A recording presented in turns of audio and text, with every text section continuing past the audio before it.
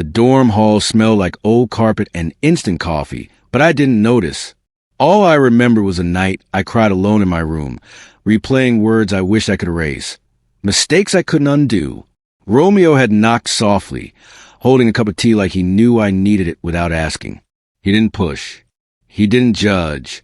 He just sat, said nothing, and somehow that was enough.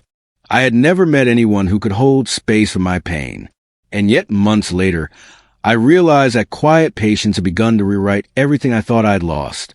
It was the middle of finals week when Romeo appeared at my door again. Not with tea this time, but with a backpack stuffed with notes, some snacks, and a quiet smile that made my chest tighten. "Thought you could use a study partner," he said casually, like he hadn't been the reason I'd stayed up 3 nights thinking about nothing but him. I laughed nervously. "I don't know if I can concentrate." He tilted his head, eyes warm. "Then let's not. We'll figure it out together." I didn't know it yet, but that day would start something I couldn't stop.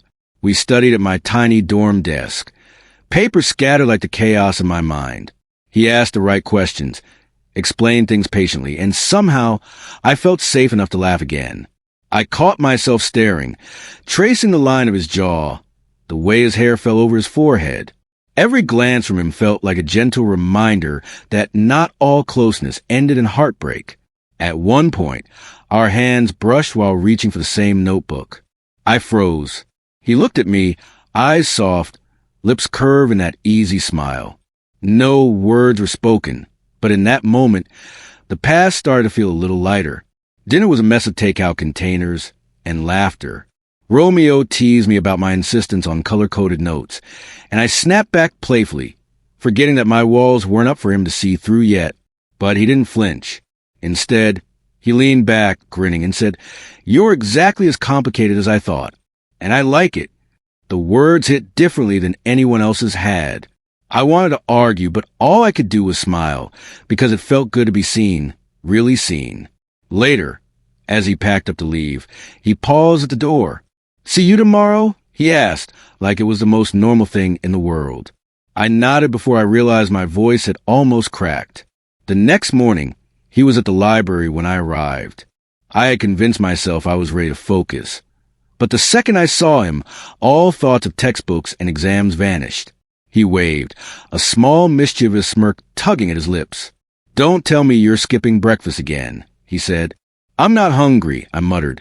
But he sat beside me anyway, sliding half of his muffin across the table.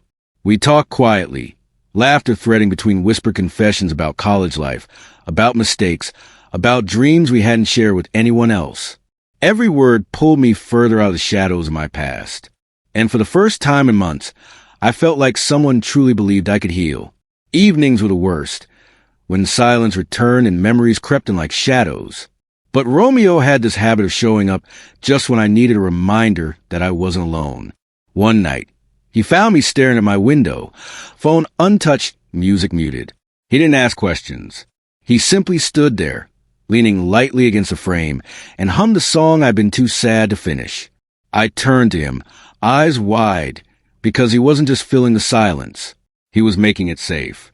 "I don't know how you do it," I whispered. He shrugged, but there was a softness in his eyes that made me feel seen in a way no one ever had. Weeks passed. We studied together, laughed together, and shared more late-night talks than I could count. I started noticing small things. The way he tucked his hair behind his ear, how he always remembered the smallest details about my life, how his hand lingered near mine, almost accidentally.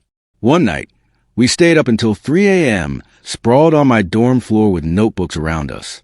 He reached for my hand, and this time, I didn't pull away. Our fingers intertwined naturally, like they had always been meant to. The past felt like it was finally behind me, and I could breathe. I realized then that healing wasn't about forgetting. It was about finding someone willing to walk beside you while the scars slowly faded. And Romeo, he had done that without even trying. As he leaned back against the wall, hands still in mine, I felt warmth spread through my chest. I didn't know what the future held, but for the first time in a long time, I wanted to find out with him. Because some people aren't just part of your past. Sometimes they become your future. The next morning, sunlight spilled through the dorm window. painting the room in soft gold. Romeo was already awake, curled on the sofa with a mug of coffee, eyes half-lidded and serene. "Morning," he said quietly, voice still hoarse from staying up too late. I smiled, heart fluttering. "Morning, didn't think you'd still be here." He shrugged, playful yet tender. "I figured someone had to make sure you survived another night of studying." And just like that, the weight of the past seemed lighter, almost bearable, with him nearby. We sat on the sofa, coffee in hand, notebooks abandoned on the floor. His shoulder brushed mine occasionally, faintly, like it wasn't a question but a statement.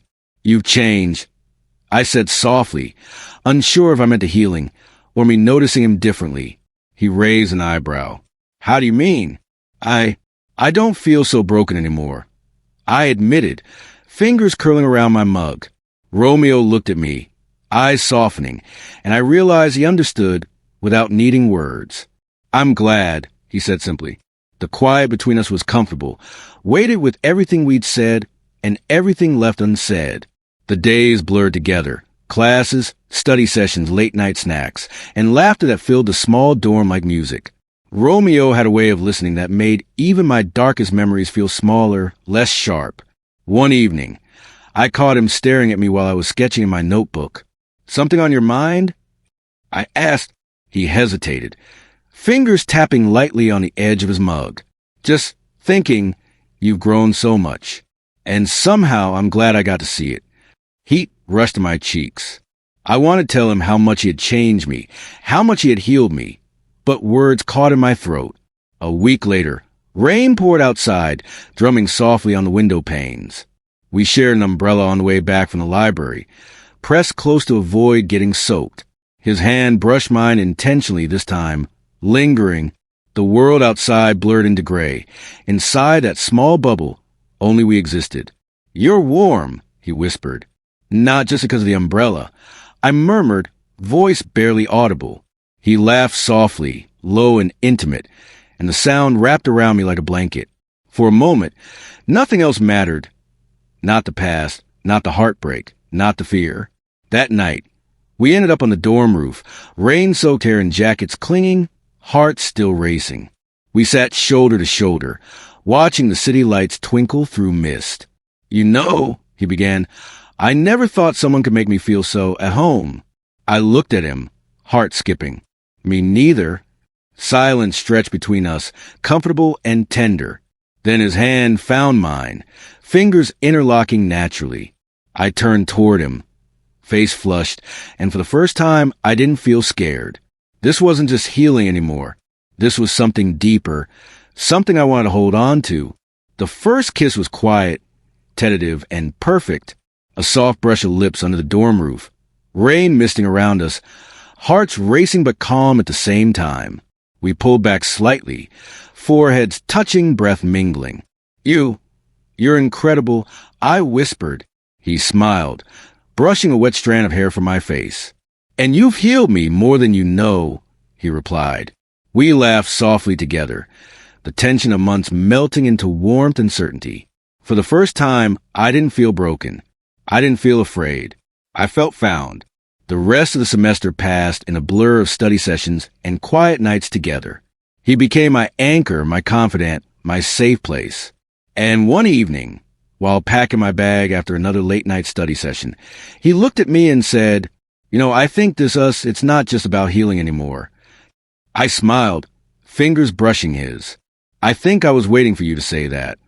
We leaned close, the world around the dorm fading away. Romeo had helped me heal from the past. And now, he had become my future. The rain outside had stopped, leaving a soft glow that felt like the promise of everything ahead.